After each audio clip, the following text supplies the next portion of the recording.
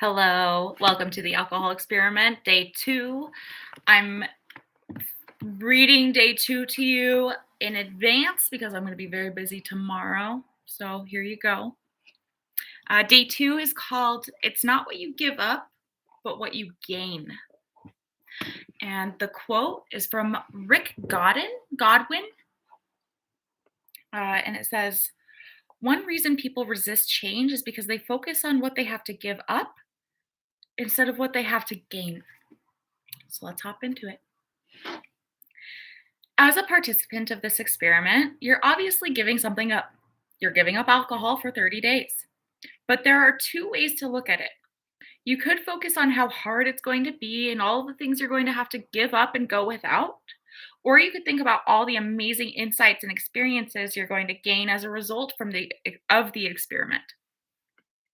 We all undoubtedly control our destinies through our expectations. In other words, we get what we expect. If we expect this experiment to be miserable, then that is what we're going to get. And so to make this a more pleasant experience, we're going to have to change our thinking. We have to expect to go into this and experience 30 days of amazing epiphanies, better health, higher energy levels, and systematic shifts in our thinking. How do we do it? We decide to focus on the positive. It's that simple. You might feel weird at first focusing on all the good things that are going to happen, especially if you're skeptical that they will happen. But when you shift your thinking to what you will gain, the good things will come. They truly will. Benefits. For me, I lost 13 pounds in the first 30 days. My marriage has never been better, and I've finally started doing all the things I'd wanted to do for years and years. Things alcohol kept me from doing, such as starting a business, writing a book, creating a mindfulness practice, and building a strong family life. I've become much happier socially because I'm never worried about what I said the night before. I've become much more successful. I think I look significantly better. My eyes are clearer, my hair is thicker. But these are my stories. What about other people who've gone through the 30-day experiment? What have they gained? Here's a short list from other alcohol experiment participants: clear-headed mornings, better health, less anxiety, true relaxation, better relationships, self-love, happier family life, freedom to fully participate in life. I'm trying to think if there's anything I would add to that. Better sex, clearer skin, healthier hobbies,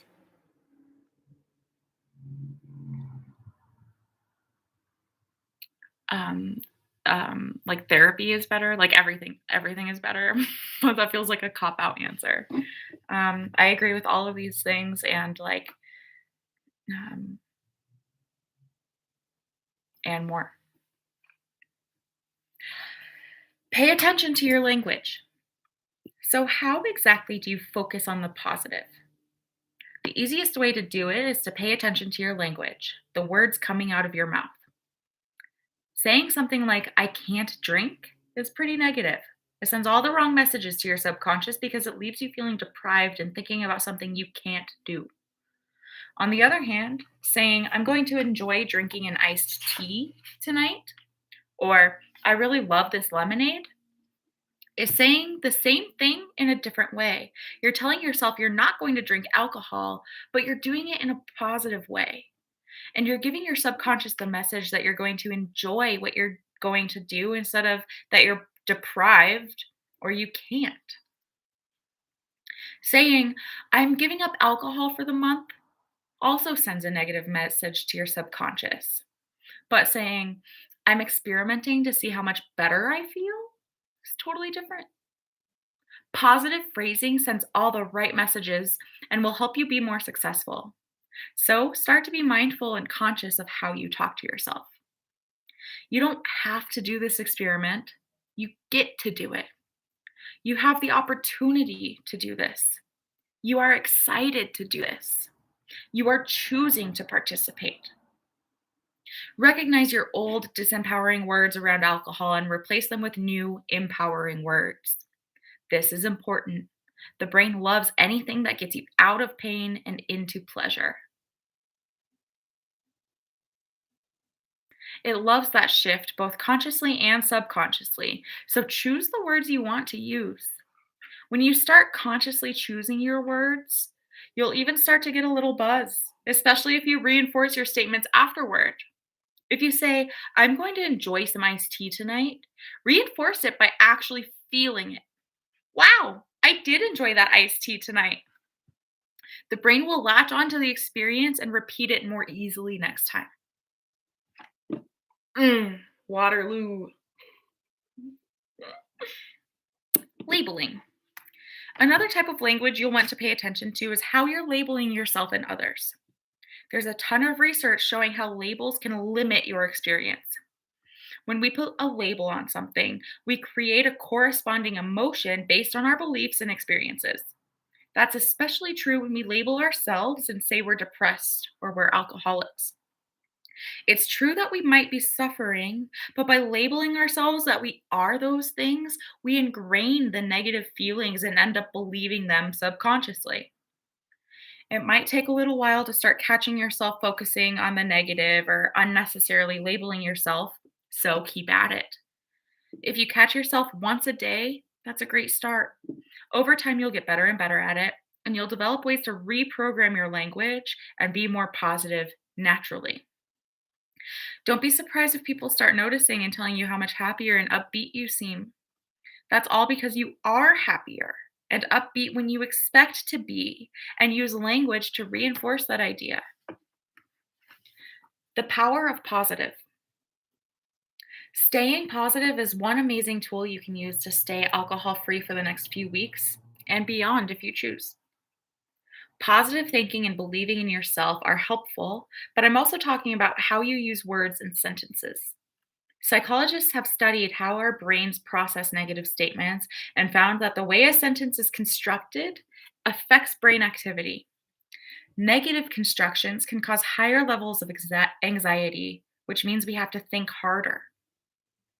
Let's keep this easy, okay? If we don't have to think hard about drinking, the experiment will be less stressful.